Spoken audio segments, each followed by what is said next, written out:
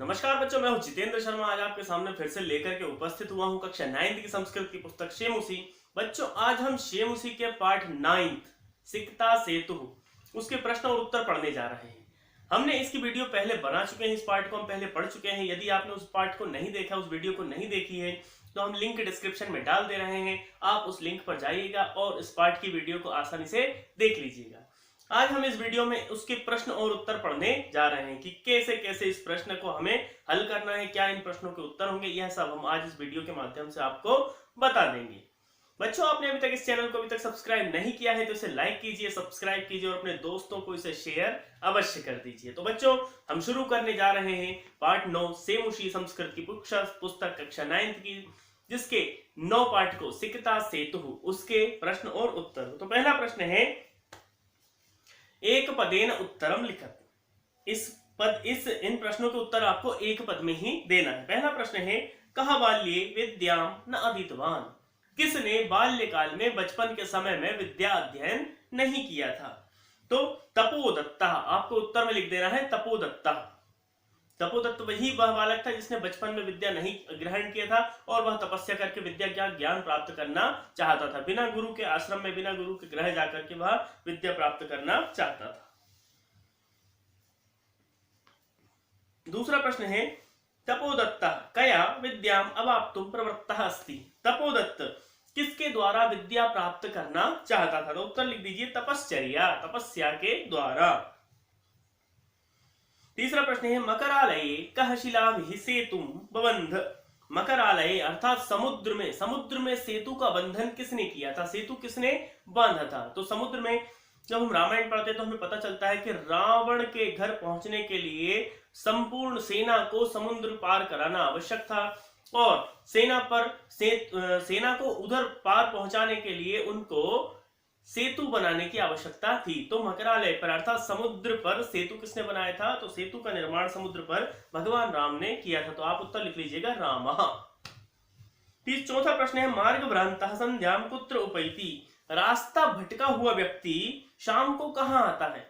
मार्ग भ्रांतः संध्याम कुत्र उपैति, शाम को वापस कहां आता है? उत्तर लिख लीजिए गृहम। हमने इसके लिए एक लौकिक उक्ति भी आपको बताई थी कि सुबह का भूला यदि शाम को घर लौटे तो उसे भूला नहीं कहते। तो शाम को वो कहां पहुंचता है? घर ही पहुंचता है। अंतिम प्रश्न है एक पद का कि पुरुषः सिकताभिः किम करोति। पुरुष जो था, जो कि भगवान इंद्र आए थे पुरुष का वेश धारण करके, तो पुरुष जो था सिकता से अर्थात रेत से किस चीज का निर्माण करना चाहते थे? तो उत्तर आप लिख लीजिएगा कि सेतु निर्माण प्रयासम, सेतु के निर्माण का प्रयास वह कर रहे थे। प्रश्न नंबर 2 है, अब देखिए, अधोलिखितानां प्रश्नानां उत्तराणि संस्कृत भाषाया लिखत। नीचे दिए गए प्रश्नों के उत्तर आपको संस्कृत भाषा में दीर्घ उत्तरीय जैसे लिखना है। तो पहला प्रश्न है, अनधीतः तपोदत्तः कैः गर्हितो अभवत्।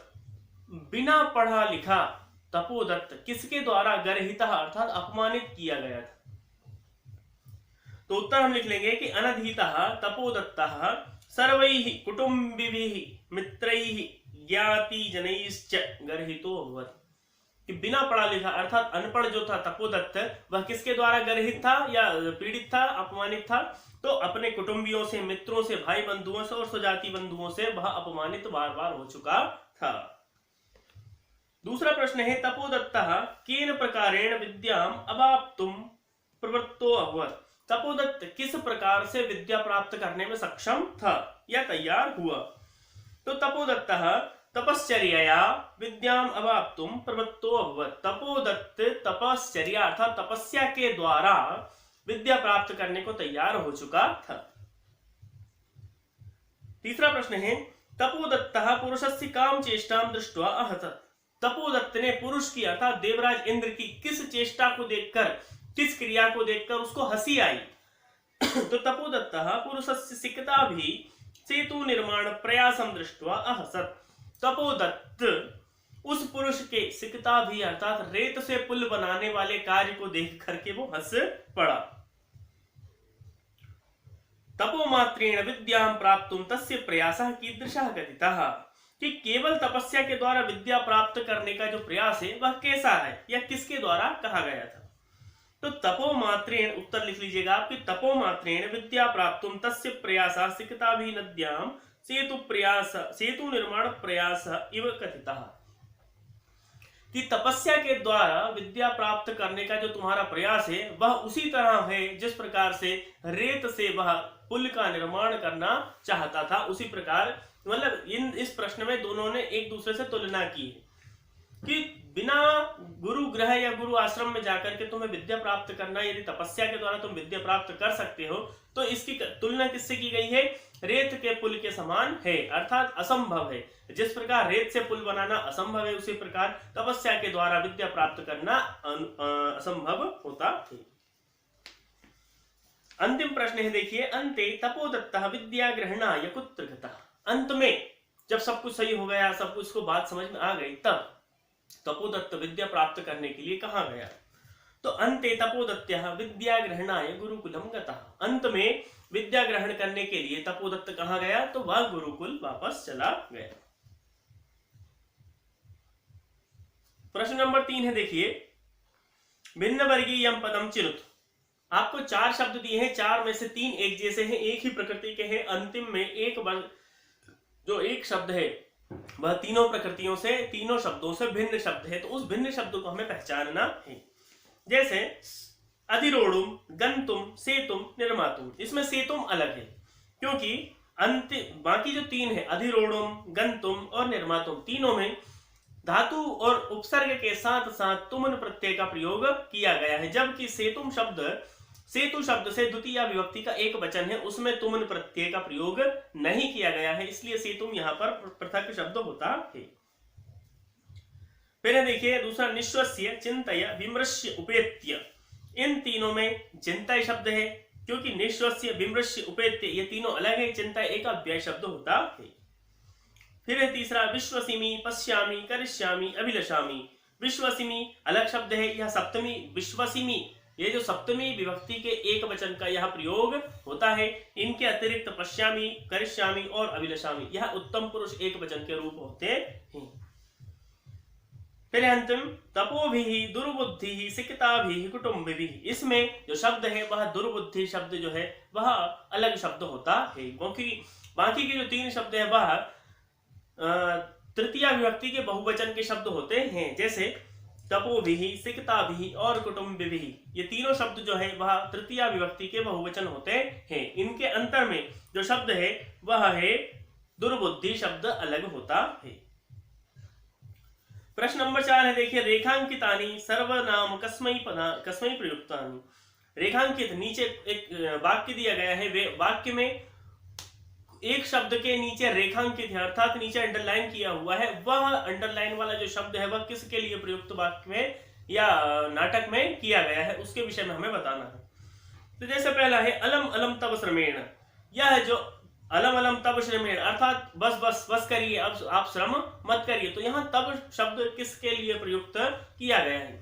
तो जब वह पुरुष जो सिकता भी अर्थात सेतु से, बालू से सेतु बनाना, बालू का रेत का पुल बनाना चाहता है, उसके द्वारा जब वह पुल बनाया जा रहा था तो उस तपोदत्त नामक व्यक्ति ने यह कहा था कि अलम अलम तब श्रमेण। तो आप इसमें लिख लीजिएगा तब के स्थान पर पुरुषाय, कि पुरुष के लिए। दूसरा है, न अहम सोपान सहायतया अधिरोढ़ुम विश्वसिमि। अहम शब्द यहाँ पर किसके लिए प्रयुक्त किया है? तो यह किसने प्रयुक्त किया था? तो पुरुषाय, यह भी पुरुष ने ही प्रयुक्त किया था कि मैं सोपान की सहायता से जाना उचित नहीं समझता, बल्कि उड़ करके अपनी मंजिल तक एक ही बार में पहुंचने का मैं प्रयास करता हूं, बार बार। तीसरा है, चिंतितम भवता नव। यह वाक्य तपोदत्त उसी व्यक्ति से कहता है कि रेत से किस प्रकार से पुल बनेगा, इस विषय में क्या तुमने कभी चिंतन नहीं किया, क्या विचार नहीं किया? तो यहां भी हम लिख देंगे पुरुषाय, कि पुरुष के लिए। गुरुगृहं गत्वैव विद्याभ्यासो मया करणीयः। मया शब्द किसके लिए प्रयुक्त किया है? तो यहाँ तपोदत्त के लिए इन्होंने मया शब्द का प्रयोग किया है। तो हम क्योंकि मया करणीयः अर्थात गुरुकुल में जाकर के मुझे विद्या का अध्ययन करना चाहिए, ऐसा किसने सोचा था और किसके लिए कहा था? तो तपोदत्त के लिए इस वाक्य का प्रयोग किया गया था। तो आप उत्तर में लिख लीजिएगा तपोदत्ताय। और अंतिम है, भवद्भिः उन्मीलितं मे नयन युगलम, आपके द्वारा मेरी दोनों ही आंखें खुल गई है। तो मे शब्द का प्रयोग यहाँ पर तपोदत्त के लिए ही किया गया है। तो आप लिख लीजिएगा उत्तर में तपोदत्ताय। फिर है अधोलिखितानि कथनानि कह कम प्रतिकथयति। अब आपको इसमें एक कुछ संवाद वाली लाइनें दी गई है जिसमें हमें बताना है कि किसने किसके लिए उन संवाद लाइनों का प्रयोग किया है। पहला है जैसे कथन है, हा विदे किमिदं मया कृतम, यह किसने किसके लिए कहा है? तो यह तपोदत्त ने किसके लिए कहा? विधिम अर्थात परमेश्वर के लिए इस बात को, ब्रह्मा के लिए यह बात उन्होंने क्या ही है, या अपने आप के लिए उन्होंने इस बात को कहा है। तो आप इसमें उत्तर में लिख लीजिएगा, कहा में लिख लीजिएगा तपोदत्त ने, और कम में लिख लीजिएगा विधिम अर्थात विधि के लिए। दूसरा है भो महाशय किमिदं विधीयते, यह वाक्य किसने किसके लिए कहा है? तो तपोदत्त ने इस यह वाक्य पुरुष के लिए कहा था। वो किस लिए? कि ये तुम क्या कर रहे हो, उससे पूछने के लिए।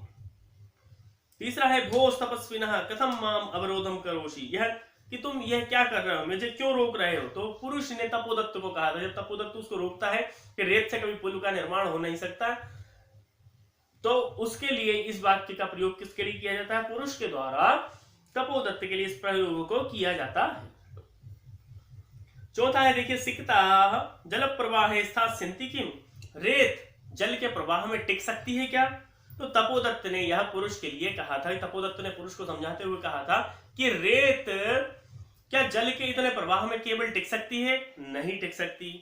और अंतिम है ना हम जाने कोस्ति भगवान, मुझे नहीं पता कि आप कौन है। यह किसने किसके लिए कहा था? तपोदत्त ने पुरुष के लिए कहा था। जब पुरुष के द्वारा उसको समझा दिया गया और इशारों ही इशारों में अपने कमियों को बता दिया गया, उसकी कमियों को बता दिया गया, तब यह वाक्य पुरुष के लिए तपोदत्त ने कहा था।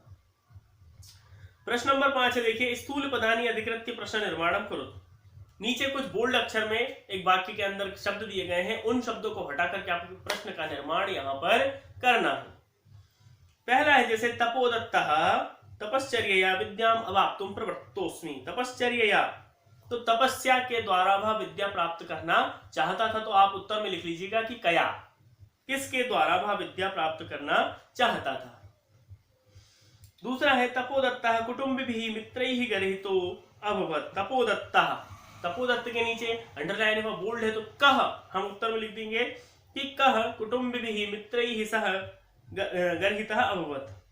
तो तपोदत्तः शब्द के स्थान पर हम लिख देंगे कह। तीसरा है पुरुषः नद्यां सिक्ताभिः सेतुं निर्मातुं प्रयतते, कि पुरुष नद्याम, नद्याम शब्द को हटा करके हमें प्रश्नवाची शब्द लगाना है, तो हम उसमें लगा देंगे कुत्र, कि नद्याम के स्थान पर हमें कुत्र लिख देंगे कि पुरुषः कुत्र सेतु निर्माणं कर्तुं प्रयतते। फिर है देखिए तपोदत्तः अक्षर ज्ञानम विनैव वैदुष्यम अवाप्तुम अभिलषति, कि तपोदत्त किसके बिना? तो अक्षर ज्ञानम के स्थान पर हम लिख देंगे कम, कि तपोदत्तः कम विनैव वैदुष्यम अभिलषति। फिर है तपोदत्तः विद्याध्ययनाय गुरुकुलम अगच्छत्, तपोदत्त जो था वह विद्या अध्ययन के लिए गुरुकुल आ जाता है।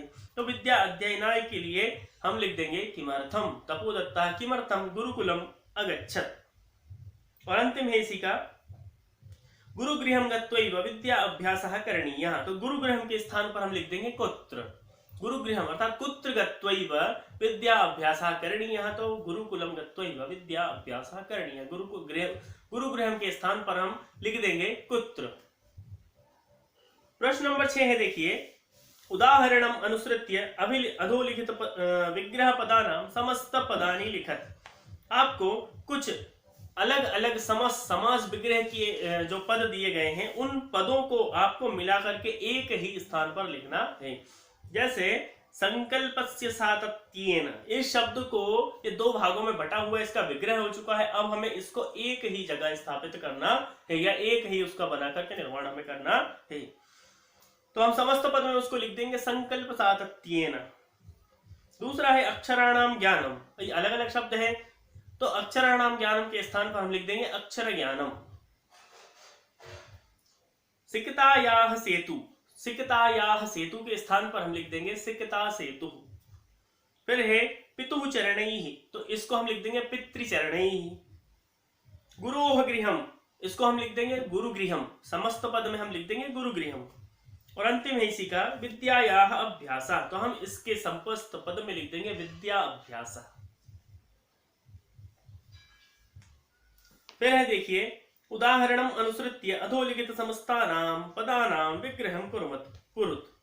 अब आपको इसका अपोजिट करना है, इसका विपरीत करना है। अभी आप विग्रह पद को समस्त पद कर रहे थे, आप समस्त पद को विग्रह पद हमें करना है। जैसे नयन युगलम, तो नयन युगलम का हम लिख देंगे नयनयोः युगलम। जल प्रवाहे, तो जल प्रवाहे का हम विच्छेद कर देंगे जलस्य प्रवाहे। तपश्चर्या, हम इसका विच्छेद हम कर देंगे तपसः चर्यया, अर्थात तपस्या के द्वारा। फिर है जलोच्छलन ध्वनि, इसका हम विच्छेद कर देंगे जलस्य उच्छलनस्य ध्वनि, जलस्य उच्छलनस्य ध्वनि इति जलोच्छलनस्य ध्वनि।